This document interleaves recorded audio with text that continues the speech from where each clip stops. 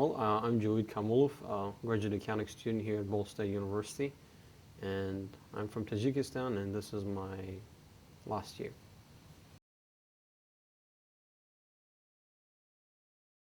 The treatment of water, it has been really indispensable in Tajikistan as well as in the entire world, especially looking at it over the stretch of 10 years, because Tajikistan, along with the other countries, United Nations countries, they've been implementing the year of clean water. They call it water for life, if I directly translate it. So they're trying to provide the initiatives for the other countries to try to preserve the water and maintain it. And it stretched from 2005 till 2015. So. Okay.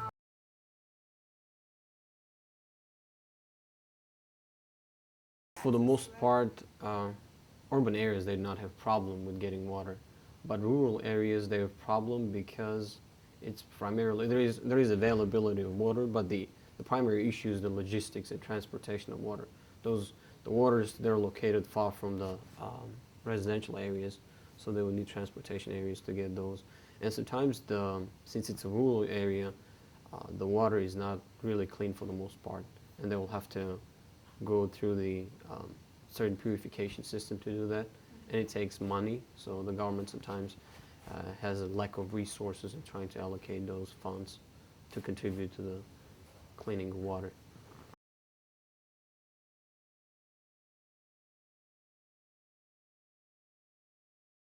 To be honest, I'm fortunate living in Tajikistan because it's a mountainous country.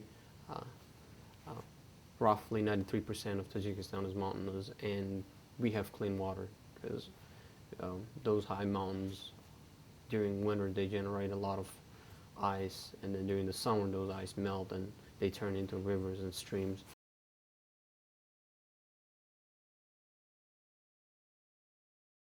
Really a combination. I mean, it's highly advisable not to drink water from the rivers, but a lot of people still do in Tajikistan. And in urban areas, it's a lot of most people they're healthy even when they drink from the rivers. But in rural areas, people get different diseases when they do that. So for the most part, I mean, we don't buy water in bottles as they do in the U.S. It's just something that really the faucet we can drink from the faucet coming, so and it's fine. And also the areas where they have well in rural areas, so they use the water from the well to drink, but nothing about the bottle. So again here, most of the water problems is in the rural areas, not so much as in the urban areas. So.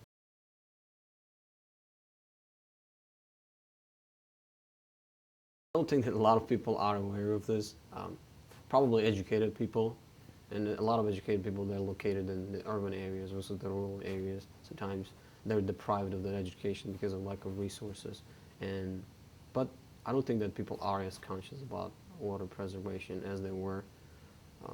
As a lot of people in the U.S. and a lot of the reason is because of the availability of water in most areas in Tajikistan. In those areas, the rural areas, even though the water is not clean, they're not, most people, they're not educated. I mean, there's not a specific class at schools or universities where they would focus entirely on water and what is the availability of water in Tajikistan as opposed to the other areas of the world. So it's not, unless you're from the city, from one of those. If you're well educated, you would, but I don't think it's a lot of people are well educated in that regard. And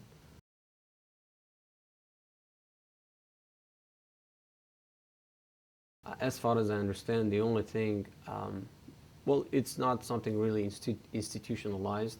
It's something that's really promoted in schools and other educational institutions, but sometimes they have treaties between countries, and they have, as I have mentioned earlier,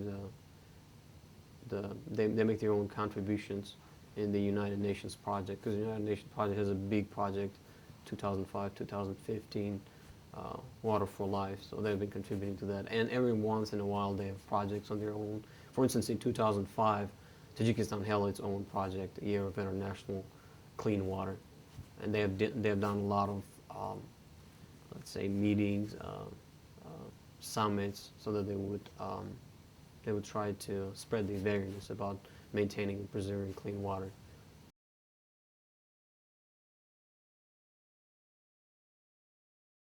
Um, I think that would be a great initiative, but the only thing I'm concerned about how would they provide the means to be able to do that, to recycle the water.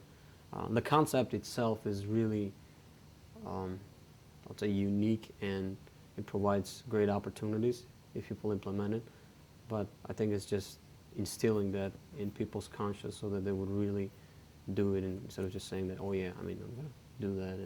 And the other thing is providing the means to do it. I know U.S. can probably do it, but I don't think that other countries who are really economically behind, I think other countries should probably provide resources for those countries to be able to do that.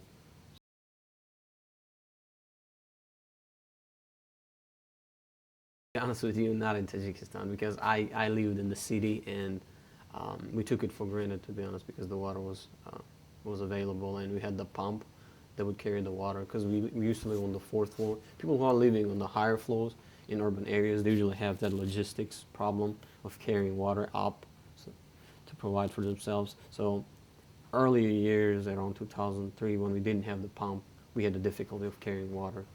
Um, so we used to go to our neighbors and carry water from their faucet to our house. So it was a problem. But once we hooked up the pump, and it worked quite well.